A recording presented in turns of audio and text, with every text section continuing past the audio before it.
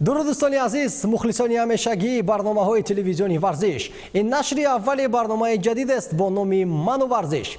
Дар доираи он мо ба шумо наврҳои шуғли одамонро ба варзиш аз тамоми манотиқи кишвар ва ҳатто берун аз он пешкаш мекунем. Дилхоҳ нафар метавонад қаҳрамони барномаи мо бигардад. Талабот зиёд нест. Доштани телефон бо камера, ба навор гирифтани машқи худ дар дилхоҳ намуди варзиш ё иҷрои усули варзишие ки ғайриоддӣ аст ва ирсол кардани он ба рақамҳои зерин тариқи телеграм ё ватсап. Мо омода ҳастем аллакай гулчини чунин наврҳоро дар нашри аввали худ пешниҳодӣ шумо кунем. наврҳое ки ба шумо мо айни замон пешкаш мекунем як муддати муайян дар шабакаҳои иҷтимоӣ паҳноии васеъ касб карда буданд, аммо чанде пеш муаллифи ин наврҳо шахсан ба мо якчанд видеоҳоро ирсол кард. дар он шаҳрварди тоҷикистон Абдулваҳоби Муминҷониён ки феълан дар шаҳри Венаи Австрия зиндагӣ мекунад, дар балкони 5-метраи хонааш марафон давид.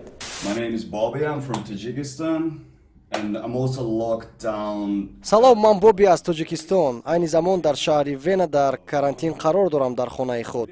Чанд рӯз пеш хабаре паҳн шуд, ки як шахс аз шаҳри Тулузаи Фаронса дар балкони хонааш марафон давид.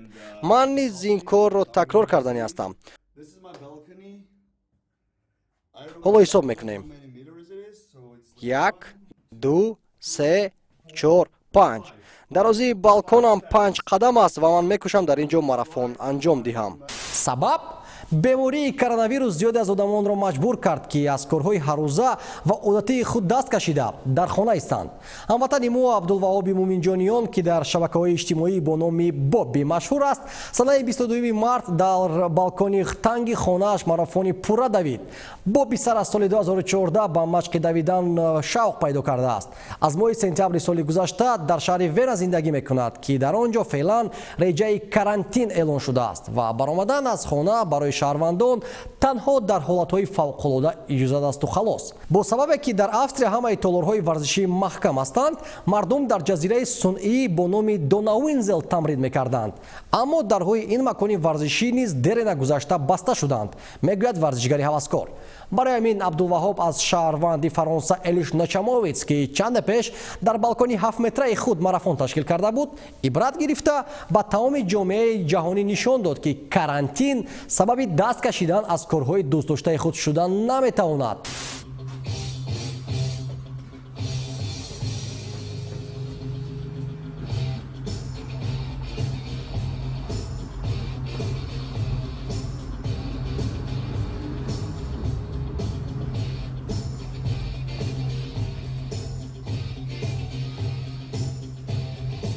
And 42. 125 meters left.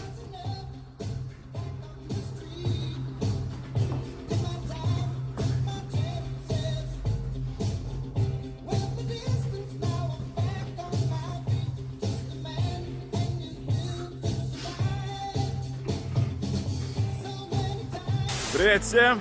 бояд қайд кард ки Абдулваҳоб қаблан дар яке аз лоиҳаҳои телевизиони варзиш ҳамчун қаҳрамони барнома иштирок карда буд.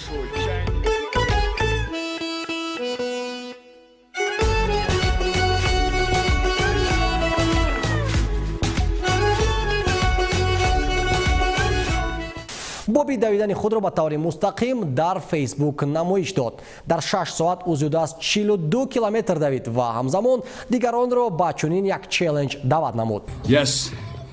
So, the full marathon in a balcony, it took me around something more than 5.5 hours.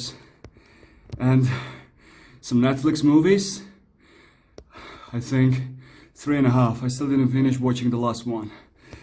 So, in a place of just doing those weird challenges as throwing the toilet paper, like kicking it or something, better do the running in the balcony. Cheers, guys! эҳтиром ба чунин шахсоне ки дар набудани имконият сабаб намеҷӯянду баръакс барои худ шароит месозанд баҳри анҷом додани дилхоҳкор.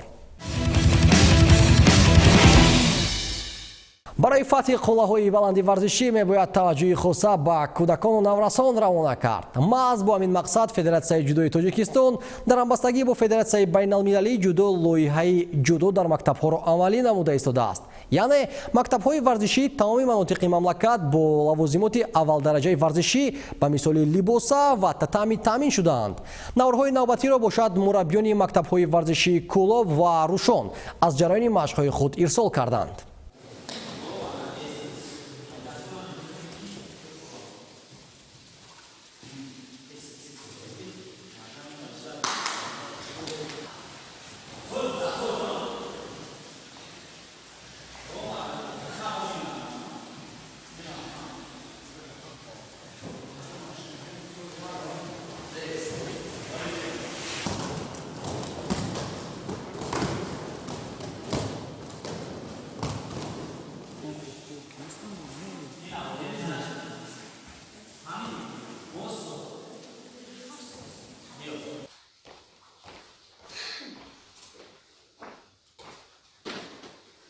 Bravo. Legal, mas.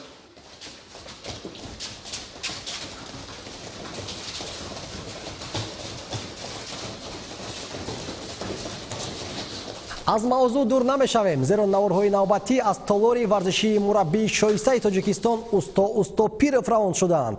мураббиёни бо таҷрибаву коршинос дар ин макон зиёда аз 200 наврасонро дар чанд баст машқ медиҳанд. муҳим он аст ки соли ҷорӣ барои дастпарварони ин мактаб соли пурганҷу бобарор аст, зеро дар мусобиқаҳои вилоятӣ аллакай ба дастовардҳои назарраст ноил шудаанд ва омодагии худро ба мусобиқаи ҷумҳуриявӣ дида истодаанд. роҷеъ ба машқу тамрини дастпарварони ин мактаб мураббии бо таҷриба Равшан Баҳодурзода ақидаи худро ба таври зайл баён кард. тӯли 4 сол мешавад дар ин толори варзишӣ намудҳои гӯшини Устопириён ба ҳайси мураббии оиди гӯшини зудо фаъолият мебарам. мехостам дар оянда ин варзишгароне ки дар инҷо тамрин мекунанд ба мисли паҳлавонҳои номии кишвар Комроншоҳи Устопириён, Беҳрӯзи Хоҷазода ва дигарҳо парчамбардори миллати хеш дар арсаи ҷаҳони варзишӣ гарданд. хуб, барояшон муваффақият хоҳонем ва умед дорем ки минбаъд низ фаъолона ба мо наврҳои ҷолиби машқварзии худро равон мекунанд. яке аз варзиши дӯстдоштатарин дар кишвари мо албатта футбол аст. дилхоҳ вақт ба назди майдончаҳои варзишӣ равед ва шоҳид гардед ки онҳо ҳамеша пур аз ҳаваскорони касбу кор ва сину соли гуногун ҳастанд.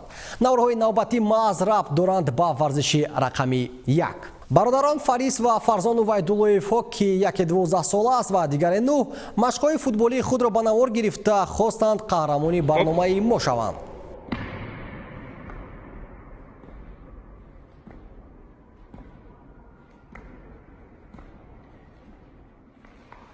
шояд шумо низ хуб аҳамият додед ки Фарис, бародари калонӣ, техникаи хуб барои сину солаш дорад. дар баъзе наврҳо сохтакорӣ баръало дида мешавад, аммо ба ин нигоҳ накарда сифати наврҳо дар сатҳи баланд ҳастанд. гуфта шуд ки онҳо волидайни худро бисёр хоҳиш карданд ки онҳоро ба машқи футбол баранд. ҳамин тариқ 6 моҳ мешавад ки Фарис ва Фарзон дар мактаби X-Foot дар талоши сайқал додани маҳорати худ ҳастанд. голҳои зиёд, финтҳои ҷолиб ва рушди шахсӣ ба қаҳрамонони ин наврҳо мохоҳонем. дар бораи муаллифи наврҳои навбатӣ мо зиёд намедонем. маълум аст ки танҳо номаш ҷасур аст ва ӯ мухлиси Барселона асту бозигари дӯстдоштааш Антуан Гризман. хуб, мебинем ки Гризмани тоҷик чӣ наврҳоро ба мо ирсол кардааст.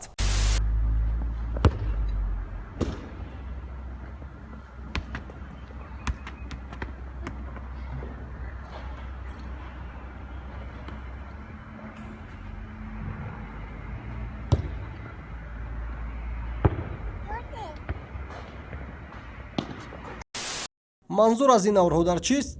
муаллиф челленҷи ситораҳои футболро ки бо коғази ташноб бозӣ мекарданд қабул кардааст ва идомадиҳандаи ин челленҷ гашт.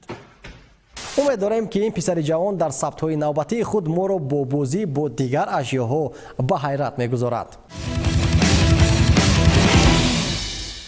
зиёда аз 1 моҳ мешавад ки бемории COVID-19 ҷаҳонро пахш кардааст. Бар асари ин бемории пуршиддат қариб ки дар ҳамаи кишварҳо футбол ва дар маҷмӯъ тамоми мусобиқаҳои варзишӣ барҳам дода шуданд. зиёда аз 25 рӯз мешавад ки мухлисон ҳаёти худро бидуни футбол мегузаронанд. ҳоло дар ҷаҳон танҳо чемпионатҳои футболи 3 кишвар Тоҷикистон, Беларусия ва Никарагуа фаъолият мекунанд ки диққати тамоми мардум ба ин кишварҳо равона гардидааст. акнун дар тамоми сайёра дар бораи Тоҷикистон ва футболи мо гап мезананд. Футболи тоҷик низ сархати кулли сомонаҳои ҷаҳонро фаро гирифтааст. Ба ҳамин маъно нашрияҳои машҳури ҷаҳонӣ аз футболи тоҷик мегӯянд. Диққати топ нашрияҳои бузург ба мисоли The Guardian аз Британияи Кабир, Khalij Times аз Аморот, Спорти Испания, Стандарт Медиаи Амрико ва ғайраҳо айни замон ба Лигаи олии Тоҷикистон равон шудаанд. Бар замин бозии даври якуми Лигаи олии Тоҷикистон миёни Локомотив Помир ва Файсканд ба таври мустақим тариқи шабакаи спорти Сербия намоиш дода шуд, ки ин ҳам албатта як рӯйдоди муҳим ва фараҳбахш ба ҳисоб меравад.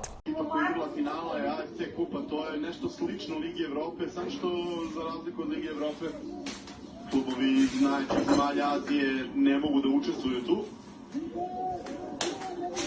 ali дар оғози барнома мо қайд кардем ки пас аз эълони лоиҳаи мануварзиш наворҳо на танҳо аз дохил балки аз хориҷи кишвар низ ба мо равон шуданд. қаҳрамони навбатӣ Неъматулло Акбар корманди муассисаи давлатии энциклопедияи миллии тоҷик ба ҳисоб меравад. феълан ӯ дар донишкадаи равобити оммавии Ҳиндустон дар бахши рӯзноманигории пешрафта дар шаҳри Деҳлӣ таҳсил мекунад. Неъматулло ба ҳунарҳои размӣ алоқамандӣ дорад, аммо бо сабабе ки дар Ҳиндустон ба мисли дигар кишварҳо реҷаи карантин эълон шудааст, дарҳои тамрингоҳҳо баста ҳастанд. муассилини донишкада имкони баромадан аз кампус яъне минтақаи хобгоҳ надоранд, аммо ин омил ба қаҳрамони мо монеъ эҷод кардан натавонист ва рафти машқҳои худро дар ҳудуди кампус ӯ ба навор гирифта ба мо ирсол кард.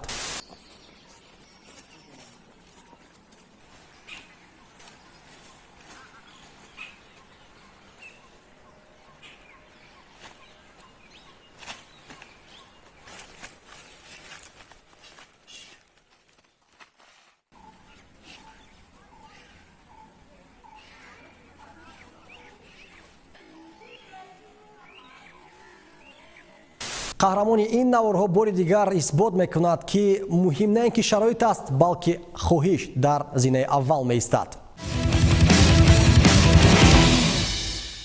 акнун мегузарем ба бахши хориҷӣ. ситораи Барселона Лео Месси наворҳои аҷиби машқи худро бо писараш чиро дар ҳоли карантин ба мо ирсол накарда бошад ҳам шахсан, аммо дар шабакаҳои иҷтимоӣ мунташир намуд. вориси нобиғаи аргентинӣ дар толори варзишии хонаашон ба замин хобида кӯшиши қавӣ кардани мушакҳои шикамаш намуд. Месси бошад дар ҳамин ҳолат ҳисоб мекард ки писараш чанд дафъа қаддурост шуд. баъдан Месси ба кор даромад ва ба ҷигарбандаш тарзи дуруст иҷроиши амалҳоро нишон дод. тамошобинони азиз, фикр дорам ки аз дидани ин наворҳо шуморо низ илҳоми машқу тамрин омад.